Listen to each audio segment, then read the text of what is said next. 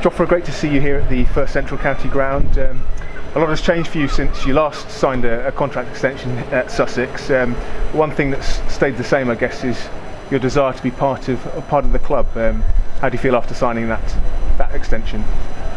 Well, it's a club that's given me my opportunity from the very first beginning, so I'm happy to commit long term to Sussex. I guess the first thing Sussex fans, England fans, cricket fans around the world will want to know is how's the elbow?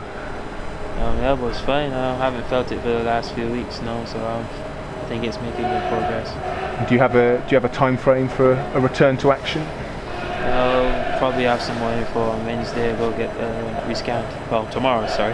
Yeah, but I'll have some more info tomorrow.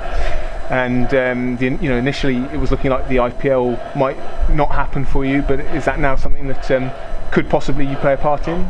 Well, tomorrow, as I said previously, tomorrow I'll have a bit more information. Obviously, it could be a bit longer. It might have to wait. It could be a bit shorter. So you never know. Fingers crossed.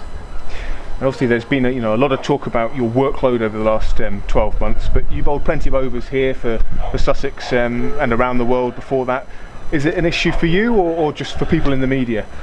Nah, it's not an issue for me. I don't think it's an issue for anyone. Everyone knows, especially anyone that knows me, knows my capacity and know what I can and can't do. So it's not anyone's fault that you get injured.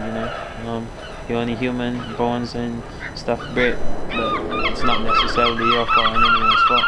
And we know from watching you here that you love to bowl, and I guess nothing's changed there. You want to be bowling as much as you can, right? Yeah, you're right. You can't get wickets if you're not bowling, so that's a big thing for me. Talking of media interest, how have you find that enormous interest in you and your game since you broke onto the international scene? Not sure. Obviously, I don't really see that side of it. I try to just focus on the cricket, and when I'm not playing cricket, I just try to get away from it. So I guess there is a bit of interest, but I just try not to see it. Do you find it difficult, or it's something you just accept as part of being an international cricketer, a guy that's doing well? I guess people taking interest in you suggests that you're doing the right things. Yeah, most definitely, probably doing something right. But even though, especially being injured, the opportunity to just get away from it all is quite refreshing as well. So, I'm not happy that I'm injured, but it's also nice to be happy even though you are. So how have you been spending that time where you've been back in Barbados for a bit, seeing family and? Yeah, I've been back, but since I got back as well, it still has been peaceful. I've been able to go about my gym and my rehab, and just spending more time with yourself. That's all. And is that a nice thing about being based down here? Is that you have got this nice place to come to, a club that looks after you and where you can get away from it all? Yeah, and it's not too far from home And anyway. apart from that increased scrutiny, increased interest, for Jofra Archer, what's been the biggest change to your life since you started playing international cricket? How has your life changed? What's the biggest thing? Just the kit that I wear. That's the only thing that's changed recently. Well, for me. So you're still the same guy we grew to love here at the First Central County Ground? Yeah, most definitely. When we spoke at the end of the 2017 season, you said you just started being noticed in the local supermarket. I guess that might be happening a bit more now. Yeah, it's happened not just in the supermarket, but at the mall or if I go anywhere. I think especially after the World Cup, a lot of people that never really watch cricket watch that day. So, probably on a bit more people's radar. And what do people say to you when they come and say hello? They speak about the World Cup all the time. Yeah. Yeah, people forgot that the Ashes happened shortly after, but I guess the World Cup was a huge thing as well, so it's understandable. And does that sort of put into perspective like what a huge achievement that was, winning the World Cup and being the guy that bowled that over? Well, England probably never won it before, so I guess that's why it's really resonated with a lot of people, a lot more than probably if they won the second or third one. So the first one's always special.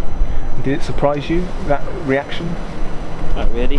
As I said, it's the first, and people just really, really enjoyed it. Even the players, the support staff, see how much it means to people other than myself.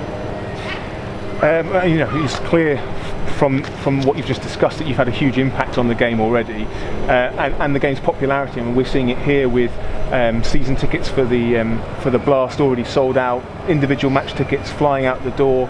And we had lots of sellouts last year. I mean, how does it feel to be responsible in part for that popularity of the game? Well, I can't say I'm responsible. Partially responsible for sure. I guess everyone likes to come to the ground to watch everyone, not just me, and I do enjoy playing with everyone here as well, you know.